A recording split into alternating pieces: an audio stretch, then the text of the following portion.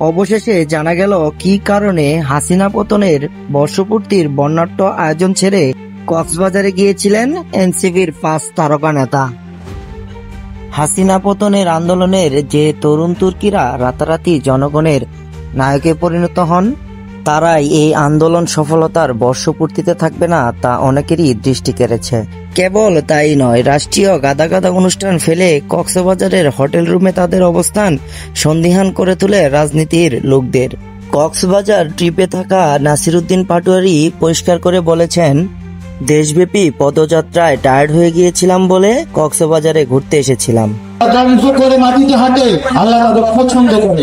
এনসিপির 5 নেতার কক্সবাজার ভ্রমণ নিয়ে গতকাল থেকে সামাজিক যোগাযোগ মাধ্যমে চলছে আলোচনা সমালোচনার ঝড়। উঠে এসেছে কেন্দ্রীয় নেতাদের মধ্যে সমন্বয়হীনতার প্রশ্ন।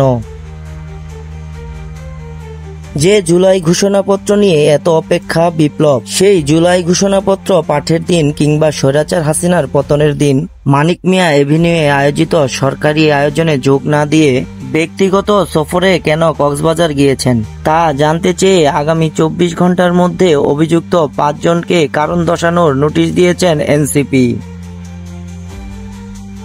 কারণ দর্শানো দলে 5 নেতা হলেন শারজিস আলম, হাসনাত আব্দুল্লাহ, নাসিরউদ্দিন পাটোয়ারি, তাসলিম জারা ও খালেদ সাইফুল্লাহ।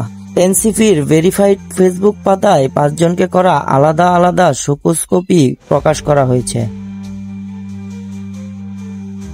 দলটির যুগ্ম সদস্য সচিব নোটিশে বলা হয়েছে, গতকাল 5ই আগস্ট জুলাই অভ্যুত্থানের প্রথম বর্ষপূর্তি ও রাষ্ট্রীয় গুরুত্বপূর্ণ দিবসে আপনি এবং দলের আরও 4 জন কেন্দ্রীয় সদস্য ব্যক্তিগত সফরে কক্সবাজার গিয়েছেন।